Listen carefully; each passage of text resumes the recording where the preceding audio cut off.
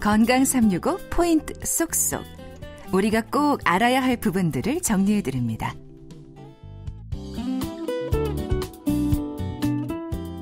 네, 건강 365 주말 건강 이야기 정형외과 전문의 이우천 박사와 함께합니다. 발 건강에 대한 말씀을 나누고 있는데요. 우리가 보통 이제 발 건강 얘기할 때 평발 얘기하잖아요. 네. 나 잘 못 걸어 평발이라 그래. 뭐 이런 네, 얘기도 네, 많이 하고. 네. 이게 실제로 좀 관련이 있나요? 관련이 있습니다. 관련이 있는데 이제 발에는 이제 아치를 얘기하면 횡아치. 그러니까 1번 그 뼈에서부터 5번까지 이렇게 그 방향으로 가는 아치가 있는데 이제 그거는 별로 그거보다는 종아치, 우리가 평발이냐 아치가 낮냐 높냐 할 적에 그 아치가 정상적으로 유지되는 것이 상당히 중요합니다. 근데 그것이 너무 낮은 것은 이제 평발이라고 하는데요.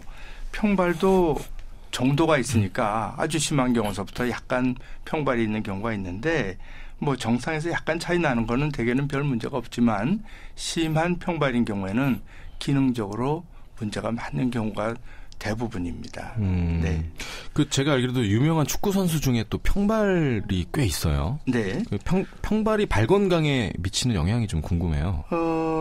평발이라고 다 기능상의 문제가 있는 건 아닙니다. 그래서 운동선수 중에 평발인 경우도 꽤 있습니다. 그렇지만 전체를 보면은 평발보다는 평발 아닌 사람, 반대로 아치가 높은 분들이 더 많습니다. 네. 그래야지 이것이 점프력이고 좋거든요.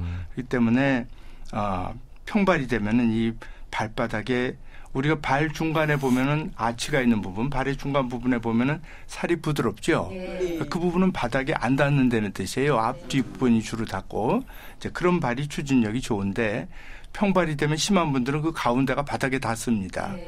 그렇게 되면은 발의 추진력이 약해지고 발바닥 근육, 힘, 근막 이런 것들이 전부 다 늘어나기 쉽습니다. 그래서 실제적으로 이제 심할수록 기능적인 문제가 있는 분들이 더 많습니다. 네. 내가 평발인지 아닌지는 어떻게 좀 구분할 수 있을까요?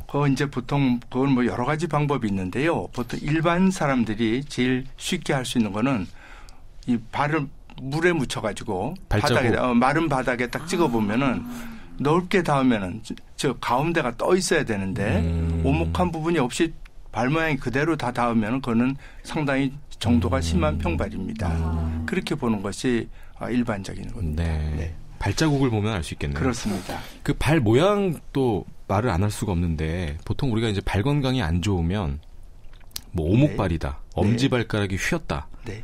뭐 이런 통증 호소하는 분들도 있잖아요. 발가락이 아프다 뭐 이런 얘기도 하시고. 이 족부 질환의 증상 이게 발 모양의 변형이 오는 이유는 뭘까요? 발 모양의 변형이 오는 거는 대부분은 원래 그렇게 생긴 거가 세월이 가면서 증상을 일으키는 그러니까 그런 게 제일 많습니다. 그래서 가령 우리가 대표적으로 알 수 있는 게 이제 무지외반증인데요. 발가락이 엄지발가락이 새끼발가락 쪽으로 휘는 거죠. 그러니까 그 뿌리 부분이 돌출돼서 신발과 마주쳐서 아프거든요. 근데 그거가 그중에서 제일 많은 거는 보통 40, 50대 되면서 점차적으로 변형이 이제 심해지면서 증세를 일으키는 게 일반적이긴 한데 심하기로는 어린애가 무죄반증인 경우도 있습니다. 이제 그런 경우는 더 선천적인 경향이 강한 것이고 나이 들어서 생기는 경우는 선천적인 경향 더하기 그 신발의 영향이라든지 이런 것들이 더해져서 증세를 일으키게 됩니다.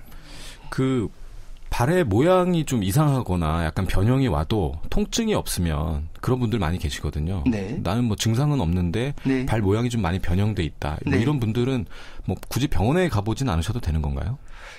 변형만 가지고 병원에 꼭 가야 된다든지 어떤 치료가 필요한 경우는 적습니다. 그렇지만은 만약에 변형이 뚜렷이 있고 심하다 그러면 되게 증세가 있죠. 당장은 없더라도 살면서 증세가 있을 가능성이 많은 거고 또 하나는 발은 이런 게 있습니다. 가령 무죄반증이 심하다. 그럼 엄지가 아프기 때문에 자기도 모르게 엄지를 안 디딥니다. 난 안 아프다 그래요. 안 아프다 그러는데 걷는 거를 잘 보면 엄지 쪽은 힘을 안 주고 새끼발가락 쪽으로 약간 비틀어서 걷는 거죠. 이제 그것이 좋을 리는 없겠죠. 그죠? 그것이 여러 가지로 발목이든지 무릎에도 영향이 있을 정도로 그런 경우도 많이 있습니다. 그래서 변형이 심하면 심할수록 증세를 일으킬 가능성은 높다. 그것이 일반적인 얘기가 되겠습니다. 우리 이제 무지외반증 얘기를 좀 아무래도 안 할 수가 없는데 이거를 수술하고 나서 관리에 대해서 좀 굉장히 좀 대수롭지 않게 여기는 분들도 주변에서 많이 봤습니다. 근데 이 무지외반증 수술을 하고 나서 이게 좀 재발할 위험성이라든가 아니면 수술할 때 이건 좀 신중해야 된다. 뭐 이런 좀 조언을 해주신다면요. 무지외반증은 변형, 뼈의 변형이거든요. 뼈의 변형은 어떤 수술 방법을 이용하든지 뼈를 수술합니다. 뼈를 수술하는 건 뼈를 대개 끊어갖고 변형을 교정하는데 뼈를 끊으면 부러진 것과 마찬가지로 그것이 낫는 동안 주의해야 되는 건 너무나 당연한 일입니다. 그래서 보통 그 중족골이라 그러는데 뭐 발가락보다 바로 발목 쪽으로 쫙 하나 뒤쪽의 뼈를 중족골이라 그러는데 그 뼈를 끊어서 수술하기 때문에 이름을 중족골 절골술 이런 말을 씁니다. 부러진 것보다는 이 수술을 해서 끊어서 낫기가 좀 더 오래 걸리는 것이 또 당연한 일이고 살을 쪘기 때문에 그러다 보면은 대개 한 6주에서 3개월 정도는 수술하고 나서 상당히 주의를 해야 되고 그 부분을 대개 그 수술한 뼈 그 자체를 바로 힘을 다 줄 수가 없습니다. 그동안에 특히 주의를 해야 되겠습니다.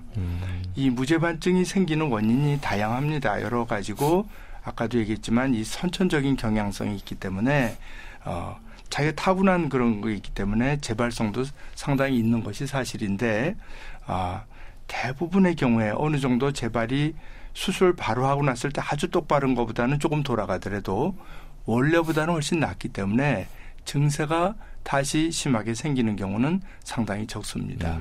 그렇지만 재발 가능성이 있다는 것도 또한 사실입니다. 우리 이제 무지외반증 하면 또 같이 따라다니는 단어가 하이힐 뭐 이런 거잖아요. 볼이 좁은 그런 구두 신고 다니다가 이제 무지외반증 걸리는 경우도 있는데 신발 선택도 좀 중요하겠죠. 제일 처음에 이제 무지외반증이 있는 분들이 특히 이제 어린 학생, 중고등학생들이 이제 생기는 경우에 오면은 대개 그 경우에는 본인은 보기가 흉해서 이제 부모는 우리 애가 이거 자꾸 심해지면 어떡하나 이래 갖고 옵니다. 오는데 그 나이 때는 신발을 하이힐을 신을 일이 없거든요. 그쵸. 이제 그럴 때도 이게 이제 무슨 방법이 있는가 신발을 어떻게 해야 되는가 그런데 그때는 사실 이제 또 더 나이가 먹은 분들은 어떡하죠? 그러면은 증세는 별로 없는데 자기가 이게 더 진행할까 봐 걱정돼서 왔습니다. 이런 경우도 있고 어떤 경우든지 이제 신발을 하이힐, 굽이 높은 신발이나 앞이 뾰족한 신발은 좀 삼가해 주세요. 이렇게 얘기는 하지만 이게 또 세상에 나는 여태까지 한 번도 하이힐을 신어본 적이 없다. 한 번도 뾰족한 신발을 신어본 적이 없는데도 생기는 경우들이 상당히 있습니다. 그렇지만 이왕 있는 분들은 역시 그런 하이힐이나 앞이 뾰족한 신발은 피하는 것이 당연히 좋습니다. 이 뾰족하지가 않더라도요. 굽만 높아도 그것이 뒤꿈치를 딱 들면은 이 변형을 증대시킵니다. 굽만 높아도요? 예, 그렇습니다. 그렇기 때문에 하이힐 하는 것입니다. 요새 남자들도 그렇죠. 키높이 이런 거 많이 그렇습니다. 네, 역시 마찬가지 영향이 있습니다. 네, 수술 후에 이제 재발 위험도 있는 만큼 교정 치료와 함께 신발 선택 같은 그런 주의사항을 잘 지키는 게 중요하겠습니다. 오늘 발건강을 주제로 함께했습니다. 정형외과 전문의 이우천 박사 감사합니다. 네, 감사합니다.